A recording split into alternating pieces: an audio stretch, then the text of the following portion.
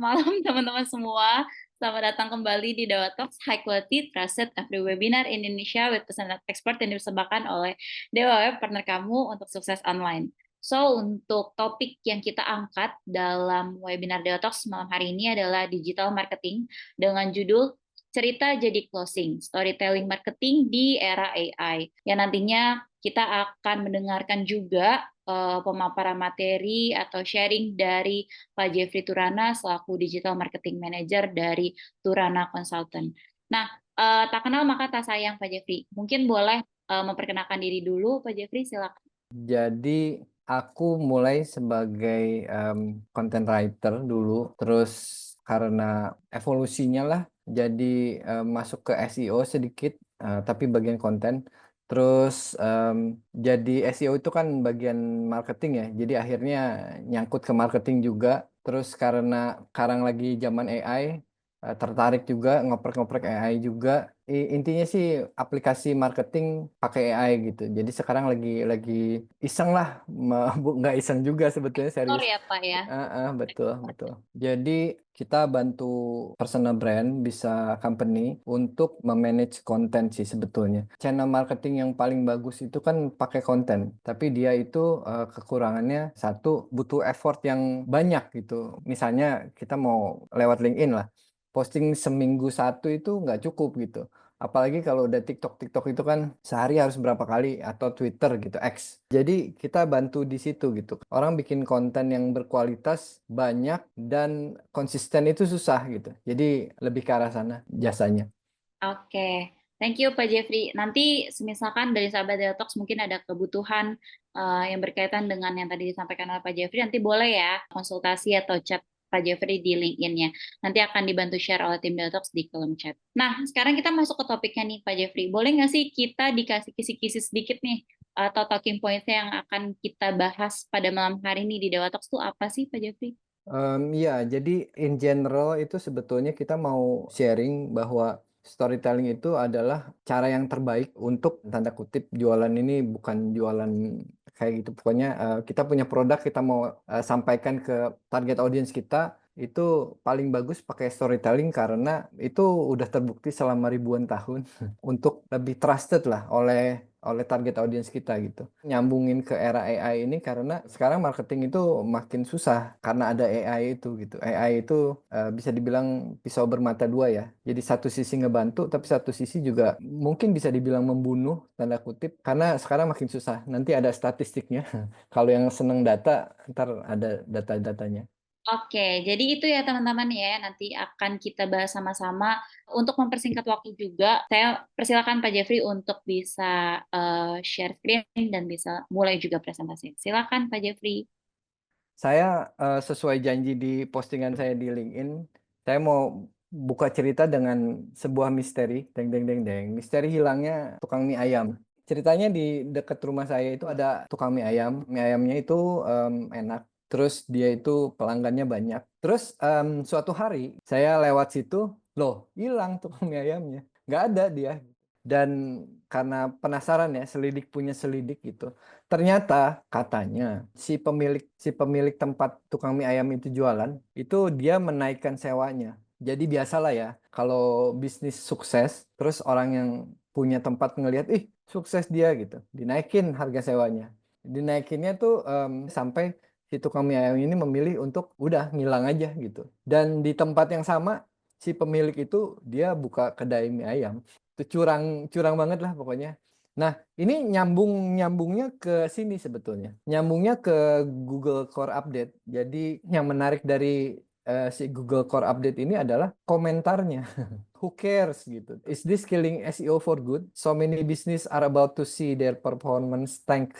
Jadi si Core Update ini dia menimbulkan rasa frustrasi, tidak berdaya, sinisme, cercaan, dan lain sebagainya. Kesimpulannya adalah sebisa mungkin kita jangan terlalu menggantungkan kehidupan di lahan sewaan. Itu sih sebetulnya yang saya mau sampaikan. Nah ini ceritanya berlanjut, tukang mie ayamnya udah ketemu. Jadi dia nggak hilang beneran, dia cuma pindah tempat. Pindah tempatnya lumayan jauh sih sebetulnya. Tapi toh ternyata rame juga gitu si tukang mie ayam itu. Sementara tempat aslinya dia, tempat nongkrongnya itu sepi. Prinsip ini sebetulnya sama seperti Apple, Nike, dan brand besar lainnya, mereka itu kalau ada Google Update, Google Core Update itu mereka ketawa aja, nggak ngaruh buat mereka gitu. Karena ya brandnya udah terkenal kok, orang nggak nyari handphone murah gitu, nggak. Mereka nyarinya Apple, iPhone 16 gitu. Karena brandnya udah kuat. Kita harus memposisikan bisnis kita, tanda kutip, atau diri kita sebagai brand yang kalau ada core update atau algoritma update atau apapun itu, kita nggak ngaruh gitu. Jadi kita ketawa aja karena brand kita kuat. Jadi moral of the story itu adalah SWGTL, so what gitu loh gitu. Jadi terserah lu mau ngapain, aku jalan sendiri dan aku bisa jalan sendiri gitulah intinya. Solusinya itu untuk mengatasi hidup di lahan sewaan itu, bahwa solusinya adalah storytelling. Prolognya dulu tentang realitas baru. Ini ngomongin tentang strategi marketing yang sudah mati, marketing lama ya. Ini munculnya dari HubSpot. Jadi ini tadi udah dibahas bahwa kalau di tanah sewaan itu aturan mainnya terserah yang punya tanahnya gitu, terserah yang punya propertinya. Jadi kalau kita menggantungkan diri pada Google ya terserah Google gitu. Jadi bukan masalah akan berubah atau enggak ya, sudah pasti akan berubah. Cuma tiga masalahnya, kapan dia akan merubah gitu. Terus ini data Google Core Update itu 3 bulan sekali dan sejak 2023 itu udah 10 kali Google Core Update. Terus untuk sosial media itu beda-beda tergantung sosmednya, tapi rata-rata sekitar 3 sampai 6 kali per tahun. Algoritmanya itu menurut bahasa mereka di-improve, disesuaikan gitu ya. Oke, ini fenomena mulut buaya. Memang kalau dilihat itu seperti mulut buaya, ini gigi-giginya gitu ya. Dan makin lama tuh makin nyalangap gitu, makin terbuka. Dan ini berdasarkan hasil dari teman-teman juga yang lain, itu mulai terjadinya itu 1 tahun terakhir itu. Jadi ini yang ungu itu adalah impressions. Jadi berapa banyak banyak orang yang melihat konten kita. Yang biru ini adalah klik. Seberapa banyak orang yang ngeklik konten kita. Jadi bisa dilihat bahwa ini dari yang sama nih di kiri sama, terus dia makin lama makin terbuka gitu. Jadi impressionsnya makin tinggi, tapi yang ngeklik makin sedikit gitu. Jadi kalau ini diterjemahkan sebagai CTR, click through rate, itu adalah click through rate-nya itu makin kecil gitu. Yang tadinya udah kecil makin kecil aja. Jadi anggaplah 1.000 orang ngelihat, yang ngeklik 10 ya CTR-nya berarti 10 dibagi 1.000 gitu. Dampak nyatanya untuk bisnis, ini statistik lagi, 87% mengalami organic reach-nya turun, iklan naik 40%, jadi iklan makin hari makin mahal. Terus 73% marketer itu tidak punya kendali, jadi mereka bilang, gila gue nggak bisa apa-apa gitu. Jadi apa yang harus dilakukan gitu. Terus ini ada yang namanya tsunami AI. Jadi sebagai orang yang mengikuti akhir-akhir COVID itu AI mulai naik, orang ada kecenderungan menggunakan AI untuk membuat konten, sementara AI sendiri mengambil datanya dari konten yang ada. Jadi lama-lama itu seperti apa ya? Aku lupa bahasa Ouroboros kalau nggak salah, yang ular yang makan ekornya sendiri itu. Jadi cycle-nya makin mematikan gitu karena ya sebetulnya ya ini sharing aku sebagai pengguna AI sejati, itu hasil dari AI itu jelek loh by the way. Karena aku nulis dari dulu bikin konten, aku jadi bisa lihat bahwa konten yang dihasilkan si AI itu hancur gitu. Dalam arti terlalu generik dan bahasanya itu over the top. Nah, tapi konten yang seperti itulah yang makin banyak di dunia luar sana gitu. Karena orang menganggap, wih gila, gue bisa nulis dalam 3 detik gitu ya. Bikin artikel, buatlah artikel 2.000 kata tentang menulis menggunakan AI. Ya jadi sih, 2.000 kata, ya, ya oke lah. Terus itu dari sisi pengguna ya, yang mengeluarkan AI keluar. Dari sisi provider atau pemilik tanah itu tadi, kayak Google dan lain-lain, itu juga mereka pakai AI juga gitu karena mereka lihat lah pengguna gue pada suka nih pakai AI, ya udah gue juga hasilnya pakai AI gitu. Nah ini yang disebut sebagai the Great Content Collapse. Ini munculnya dari bosnya Flare, Cloudflare ya. Bosnya Cloudflare itu mengeluarkan statistik tentang the Great Content Collapse. Ini ada di slide berikutnya. Yang nggak suka data mohon bertahan sedikit lagi. Jadi ini shocking, bosnya Cloudflare itu dia menggunakan perbandingan antara scrape page sama visit. Jadi ini kita mulai dari Google dulu ya. Google itu kata dia 10 tahun yang lalu untuk setiap 2 halaman yang di-scrape sama dia, di-scrape itu maksudnya dijadikan source untuk hasil pencarian Google itu untuk setiap 2 halaman kita, mereka akan kirim 1 visitor. Jadi kalau kita dapat 1.000 visitor itu kira-kira berarti 2.000 halaman kita di-scrape sama dia gitu ya. Nah, ini 10 tahun yang lalu. 6 bulan yang lalu, 6 halaman baru dapat 1 visit. Hari ini itu 18 halaman.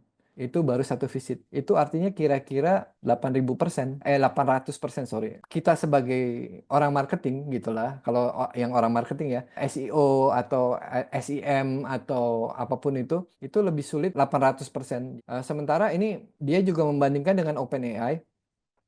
OpenAI itu kan jadi standar lah kalau kayak apa sekarang untuk apapun gitu, untuk bertanya, untuk mencari, untuk bikin skripsi, bikin PR gitu ya. Nah, si ChatGPT ini OpenAI itu by the way perusahaan yang bikin ChatGPT itu pada awalnya 6 bulan yang lalu gitu. Itu setiap 250 halaman yang di-scrape sama dia dijadikan sumber dari website kita maksudnya. Itu kita dapat 1 visit. Ini jauh banget dibanding sama si Google. Tapi ya itulah gitu. Dan sekarang itu 1.500 halaman baru dapat 1 visit. Jadi makin lama makin sulit. Memang sampai hari ini traffic terbesar itu tetap datangnya dari Google. Tapi itu udah amat sangat jauh sekali dibanding setahun yang lalu itu kita masih bisa ketawa-ketawa lah walaupun masih keringet dingin ya. Sekarang boro-boro ketawa gitu ya orang SEO. Ini kita lanjut. Kenapa AI itu sekarang makin diminati oleh pengguna biasa? Karena human will always default to easy and fast. Jadi apapun itu yang lebih mudah dan lebih cepat, dia pasti pilih itu dibanding yang lebih sulit dan lebih lambat gitu. Oke. Babak pertama itu kita mau melakukan diagnosa. Sebenarnya intinya adalah bagaimana otak manusia bereaksi terhadap storytelling gitu. Kenapa? Pertanyaannya mulainya dengan cerita untuk mie ayam. Pertama, mencuri perhatian dulu. Webinar tentang marketing kok ngomongin mie ayam ya? Kenapa ya? Gitu. Itu hooknya gitu. Kalau mancing itu ada hooknya. Terus saya menunjukkan konflik sama pain. Terus resolution sama lessonnya. Resolution itu adalah hasilnya, endingnya. Lesson itu apa yang bisa didapat dari cerita itu ya. Endingnya ternyata lumayan memuaskan kalau cerita film itu. Karena yang jahat itu kalah. Tapi si tukang mie ayam ini yang terpaksa pindah, dizolimi gitulah. Akhirnya tetap mendapatkan kemenangan gitu ya, tanda kutip lah. Oke, dan ini ada implikasi untuk diri sendiri juga dalam arti begini, kita melihat bahwa oke, apapun yang terjadi dikeluarkan oleh si pemilik tanah itu tadi, kita tetap bisa survive dan bahkan tetap menang kalau kita punya brand yang bagus, kita connect sama audiens kita gitu, dan itu sih sebenarnya inti dari storytelling. Cerita versus data, ini kekuatan yang sudah dibuktikan ribuan tahun dan ada data saintifiknya. Stanford itu universitas salah satu yang terbesar di dunia. Mereka melakukan research, hasilnya adalah cerita itu 22 kali lebih diingat daripada data dan angka. Terus efeknya ke otak itu kalau cerita, mengaktifasi seluruh bagian otak. Kalau data itu hanya bagian bahasa aja katanya. Terus ada trust hormone yang namanya oksitosin. Jadi kalau kita dengar cerita, trustnya itu naik 15%. Ini juga survei 92% konsumen itu lebih suka, lebih memilih iklan yang rasanya seperti cerita. Perhatiin aja kalau di TV itu kalau ada iklan itu, iklan yang lebih diingat adalah iklan yang bentuknya kayak cerita gitu. Efek ke otak, cerita itu punya efek ke otak, itu ada yang namanya neural coupling. Intinya adalah cerita itu akan dirasa sebagai pengalaman dia pribadi. Makanya kalau nonton film horor itu orang bisa jerit-jerit ketakutan gitu. Walaupun sebenarnya itu film gitu. Terus mirroring itu apa yang ada di otak, kalau semua orang yang ada di sini itu lagi diteliti otaknya gitu ya. Itu katanya aktivitas otaknya itu akan sync gitu. Apa frekuensinya menyamakan dengan orang lain dan dengan saya sebagai pencerita gitu ya. Terus ada yang namanya dopamin. Dopamin itu hormon yang membangkitkan rasa senang gitu. Dan aktivitas korteks itu motorik, sensorik. Oke. Ini framework dan formula. Jadi apa yang bisa didapat dari babak satu itu saya mau menunjukkan bahwa ada cara yang lebih baik untuk terkoneksi dengan audiens kita dengan menggunakan cerita. Jadi orang marketing itu kalau nggak bisa cerita itu punya kekurangan gitu dibanding yang orang marketing yang jago cerita. Jadi belajarlah bercerita karena efeknya tadi udah dijelaskan ya semua. Ini saya kasih universal story formula. Formula bercerita yang universal, tiga itu adalah setup, konflik, dan resolution. Di film Hollywood itu pakai formula seperti ini gitu. Sebutnya Hero's Journey. Terus marketing campaign yang sukses juga pakai cerita. Pernah merhatiin nggak kenapa iklan Nike itu nggak pernah promosi Nike gitu. Mereka menceritakan tentang atlet siapa gitu atau perjuangan siapa gitu. Tapi nggak pernah belilah sepatu Nike gitu. Nggak pernah gitu. Karena menggunakan sistem ini gitu ya. Oke, setup itu hook tadi itu fungsinya untuk memberikan credibility gitu. Mie ayam enak, 8 tahun berjualan, pelanggan setia. Itu setup ceritanya. Konflik itu yaitu tadi sewa naik, terus harus pindah. Ini relatable pain. Konflik itu jangan dikasih konflik yang nggak masuk akal sampai audiensnya itu nggak ngerti gitu. Jadi konfliknya tuh harus sedekat mungkin dengan kehidupan si audiens yang kita mau. Terus ada resolution itu yang tadi akhirnya pelanggannya malah ikut, yang itu nggak laku. Ini menunjukkan value-nya dari si mie ayam itu. Dan lesson-nya apa? Lesson itu pelajaran yang bisa diambil dari sini, brand beats location gitu. Lokasinya mau kemanapun kalau memang udah orang nyari ya nyari gitu. Terus ini ada framework yang tadi tuh hook-nya adalah memancing perhatian, terus konfliknya memperdalam rasa sakit, itu pain point istilah marketingnya. Terus transformasi ini tunjukin dong gimana dia dari rasa sakit itu sampai jadi nggak sakit lagi gitu. Itu solusi yang kita tawarkan. Terus CTA-nya adalah yuk call to action untuk yang belum tahu. Ini contoh ya, ini contoh yang sangat sederhana. Misalnya untuk bisnis consultant, itu tadi pakai hooknya adalah klien saya punya masalah cash flow. Ini bisnis consultant ceritanya.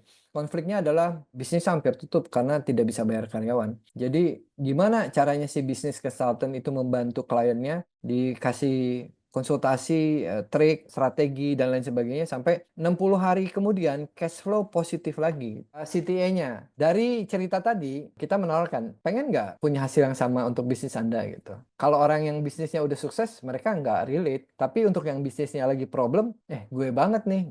Oke. Ini the basic rule of selling. Ini saya bukan orang sales, tapi ini basic rule-nya ini berlaku di manapun. Jadi dia bilang yang kita harus jual itu bukan obatnya, yang harus kita jual adalah sehatnya. Tapi katanya orang yang mau beli itu harus tahu dulu, harus peduli bahwa dia itu sakit. Jadi produk kita atau jasa kita itu ibaratnya adalah jembatan, jembatan yang menghubungkan kondisi mereka yang sakit itu saat ini punya problem, punya pain points itu ke kondisi sehat di mana mereka memecahkan masalah itu gitu. Oke. Ini dari HubSpot juga. Micro niche itu adalah kalau kita jualan ke semua orang, kita nggak jualan ke siapapun gitu. Jadi untuk jual produk jasa kita apapun itu kita harus tahu dulu target audiensnya siapa. Kayak jualan popok itu ya ke ibu atau orang tua yang baru punya bayi gitu. Tapi masalahnya gitu, ini ya masih work sih, tapi makin sulit. 800% lebih sulit gitu lah. Si HubSpot itu mengeluarkan konsep yang namanya micro niche itu adalah kita punya target audience, tapi kita pecah lagi jadi segmen yang lebih kecil gitu. Jadi misalnya orang tua yang baru punya bayi, terus dikecilin lagi jadi orang tua yang punya bayi, yang kerjanya di daerah Jakarta Selatan, di perusahaan finance misalnya. Micro niche ini kenapa efektif? Karena kita benar-benar bisa menargetkan target yang benar-benar relate gitu. Jadi kita bisa bikin cerita yang sangat nyambung dengan orang tersebut. Jadi yang si pemilik sawah itu kita bisa cerita tentang panen, padi gitu, membajak sawah dan nyambung-nyambungnya ke bayi gitu. Nah, cuman masalahnya satu perusahaan itu punya 3 sampai 5 target audience. Itu micro niche-nya itu bisa 3 sampai 5 dikali 5 atau dikali 3 gitu. Masing-masing niche itu punya micro niche-nya sendiri. Ini akan butuh banyak banget konten, akan butuh banyak banget usaha lah gitu intinya. Kita akan cari ICP itu ideal customer profile itu yang si micro niche tadi itu adalah ICP yang lebih detail gitu ya. Nah, cara mencarinya adalah menggunakan siapa yang sudah merasakan masalah ini secara urgent, siapa yang sudah mencoba solusinya tapi gagal, siapa yang punya budget dan authority untuk mengambil putusan. Ini biasanya ini yang paling penting adalah yang di bawah. Oke, lanjut. Ini cara menggunakan AI untuk membantu kerjaannya. Untuk menangani micro niche tadi, ini yang di mana ini nih, karena kita butuh banyak konten, kita butuh banyak usaha lah, tanda kutip, kita butuh banyak orang. Tapi sekarang era AI, kita bisa pakai AI. Jadi masalah yang ditimbulkan oleh AI tadi itu kita akan pecahkan dengan AI juga gitu ya. Oke, meningkatkan speed, meningkatkan volume, dan sebenarnya meningkatkan quality juga. Terus insight dan strateginya datang dari manusia, AI-nya membantu eksekusinya. Step 1, tentukan audience, tentukan pain points. Step 2, outline struktur cerita, hook, konflik, transformasi CTA. AI membantu development-nya, edit, dan seterusnya gitu ya. Jadi intinya kita bisa pakai AI untuk membantu meningkatkan volume, meningkatkan kualitasnya, dan meningkatkan speed, kecepatannya. Oke, lanjut. Babak ketiga, tentang mesin. Mesin itu maksudnya kita akan membuat konten dengan AI. Terus ada masalah psychology dan pricingnya, mengubah cerita menjadi angka dan harga ya ini. Purchase psychology. Ini orang itu kalau beli, mereka belinya pakai emosi, bukan pakai logika. Jadi, enggak gue selalu mempertimbangkan kok dengan matang untuk pembelian sesuatu. Betul. Tapi pertimbangan itu muncul sesudah emosi berjalan gitulah ya. Jadi, jualan pakai cerita itu lebih ampuh karena orang membeli dengan emosi dan cerita itu adalah alat yang bisa digunakan untuk mempermainkan emosi gitu. Itu udah dibuktikan tadi dengan film Hollywood, dengan baca novel, dengan apapun gitu ya. Netflix, buku cerita, komik, whatever, itu bisa banget gitu ya, dipakai untuk mempermainkan emosi. Bahkan lagu pun itu kan cerita sebetulnya ya, storytelling ya. Emotional engagement, cerita mengaktifkan dopamin tadi udah ya. Terus logical justification, jadi emosinya jalan dulu, ih lucu ya, pengen terus baru otak berjalan nih. Oke, kalau gue beli kenapa ya gitu, alasannya kenapa ya, untuk membenarkan keputusan emosionalnya. Social proof, jadi cerita juga memberikan bukti bahwa orang seperti saya bisa berhasil gitu. Ini kasus lain tapi bisa dipakai di purchase psychology itu. Terus risk mitigation itu, orang kan mau beli mikir, gila mahal banget ya, gue keluarin duit segitu worth it nggak ya gitu. Itu risk, salah satu risk yang ada di kepala. Dengan cerita itu kita menurunkan risk yang di perceive risk.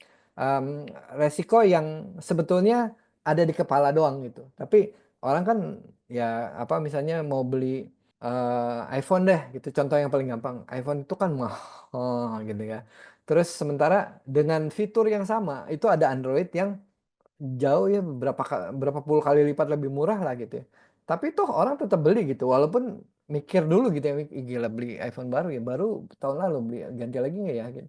Dengan cerita keakraban yang ditimbulkan oleh si marketing materialsnya si Apple itu, kita diturunkan gitu sampai suatu titik, ya udah gitu nggak apa-apa, ini investasi yang layak kok gitu. Terus ini upgraded framework, tadi di depan kan udah ada framework, sekarang kita upgrade frameworknya, itu untuk dioptimize untuk marketing gitulah ya. Hooknya itu kita gunakan cost of inaction misalnya, itu untuk menciptakan urgency. Menggunakan konflik itu kita pakai numbers, time frame untuk membantu credibility, transformasi itu hasil yang terukur, quantified itu terukur. Jadi social proof-nya kuat, hasilnya terukur, itu akan lebih gampang lagi. CTA-nya, habis ini kita ngapain gitu. Dan kalau bisa dikasih scarcity itu apa ya? Hanya berlaku untuk 10 pembeli pertama. Nah, itu kayak gitu sering nggak dengar tuh. Iya, udah pembeli keberapa nih gitu. Kalau nggak besok diskon hilang atau besok harga naik gitu. Hari ini hari terakhir dengan harga semurah ini misalnya gitu ya. Itu scarcity. Bonus yang time sensitive. Lanjut dulu. Mari mendulang data customer. Jadi untuk membantu cerita kita, kita butuh sesuatu yang amat sangat dekat dengan si audiens yang kita targetin, ICP-nya itu tadi. Terus dapat datanya dari mana ya? Paling bagus ya dari customer gitu. Customer adalah sumber data yang terbaik. Misalnya dari ulasan, testimonial, interview, before and after, dan seterusnya. Yang dicari apa nih dari interview dan lain-lain itu? Kita cari pain point-nya, cari kata-kata exactnya. Exact tuh yang verbatim apa ya, yang memang seperti itulah yang dikatakan, yang diomongin oleh mereka gitu. Jadi bukan bahasa marketing yang jargon yang kesana kemari, tapi memang benar customer kita ngomongnya seperti itu gitu. Terus specific result, time frame, objection yang paling gampang. Objection itu ya tadi, ih mahal ya gitu, atau ah belum butuh, atau lain kali ya mas gitu, kayak gitu ya. Oke, ini ada yang namanya price anchoring. Biasanya ini dipakai banget untuk produk yang harganya nggak murah. Tapi produk yang harganya nggak mahal juga bisa pakai price anchoring untuk lebih itu ya. Kalau hari ini nggak dapet apapun gitu, cuman bisa ingat satu hal, ini kayaknya topik tentang price anchoring inilah yang harus diingat. Jadi dengan storytelling itu kita membuat harga yang sebetulnya nggak murah-murah amat jadi terasa murah. Kalau diskon itu jadi ya ini beda sales manager, beda sales strategi itu beda. Tapi saya pribadi kurang suka kasih diskon karena diskon itu membuat produk itu terasa murahan gitu. Bukan murah tapi terasa murahan. Kalau dengan price anchoring itu storytelling membuat harganya terasa murah walaupun nggak terlalu murah juga, walaupun mahal. Cost of inaction itu adalah gini. Apa yang terjadi kalau kita tidak melakukan apa-apa? Ada yang menawarkan produk, terus ini save money sekian, tapi kan kalau nggak beli kita nggak keluar duit dong gitu. Itu kita buat sebagai ilusi gitu, bahwa apa yang terlihat sebagai tidak mengeluarkan uang sekarang itu ada harga yang harus dibayar loh. Jadi misalnya jadi tidak efisien. Misalnya saya jualan software untuk meningkatkan produktivitas karyawan misalnya. Nah, kalau nggak beli ya nggak apa-apa juga gitu. Tapi dengan tidak menggunakan produk saya gitu, itu harga yang harus dibayar adalah kerjanya jadi nggak efisien, membuang waktu lebih banyak, usaha yang dikeluarkan lebih banyak, dan opportunity yang mungkin ada itu opportunity-nya ada tapi akan loss gitu. Jadi kalau nggak ngapa-ngapain ini loh yang akan kehilangan ini loh gitu. Terus kita juga bisa kasih untuk membuat price kita lebih reasonable, lebih masuk akal gitu. Kita kasih lihat nih, kalau pakai produk yang lebih murah gitu, ini cepat rusak gitu, kerjanya lebih susah gitu dan seterusnya gitu ya. Atau mungkin yang murah tapi cepat rusak jadi beli lagi, beli lagi, beli lagi, akhir-akhirnya malah lebih mahal dibanding produk yang beli sekali di depan agak mahal tapi bertahan 10 tahun, yang produk murahnya itu setiap setengah tahun harus beli baru gitu kayak gitu. Akhir-akhirnya kan 10 tahun malah beli 20 produk yang ya kayak gitu deh. Terus kita harus bilang bahwa pengeluaran ini adalah investment bukan expense. Investment itu investasi, expense itu pengeluaran.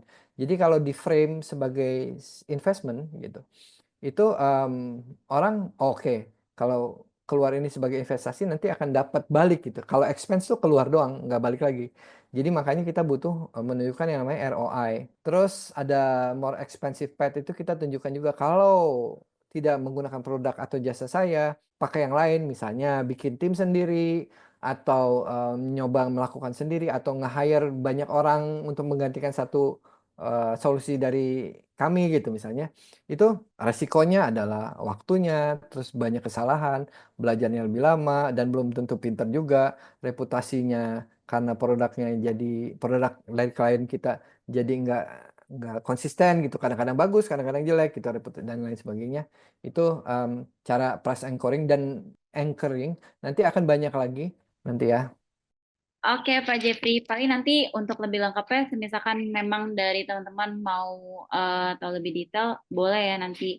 Dan sekali lagi terima kasih ya teman-teman semua. Aku Jovanka, selaku host. Mohon maaf misalkan ada salah kata ataupun perbuatan.